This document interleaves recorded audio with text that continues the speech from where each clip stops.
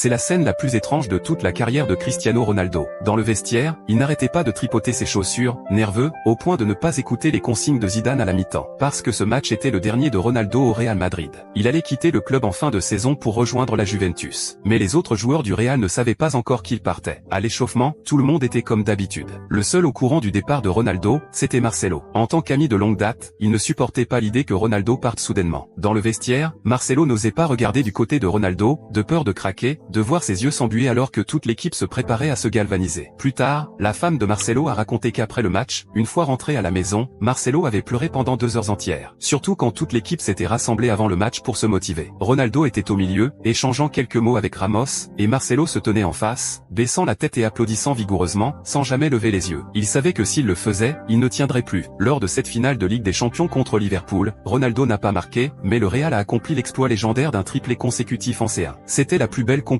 que cette époque pouvait écrire. Au coup de sifflet final, tout le monde a envahi la pelouse pour célébrer. Un journaliste a arrêté Ronaldo pour lui demander s'il resterait au Real la saison prochaine. Le journaliste ne s'attendait probablement pas à ce que ce joueur, qui avait connu tant de grandes scènes, reste figé sur place. Ronaldo a ouvert la bouche, sans rien dire, a marqué une longue pause, puis a lâché « Je veux juste profiter de ce moment ». C'était les seuls mots qu'il avait réussi à sortir après avoir retenu toutes ses émotions. Pendant ce temps, Marcelo se tenait dans la foule, sans l'ombre d'un sourire malgré le titre. Ses coéquipiers pensaient qu'il pleurait d'émotion et lui tapotaient le dos pour le réconforter. Mais ce que Marcelo regrettait, c'était de ne plus jamais pouvoir jouer aux côtés de Ronaldo.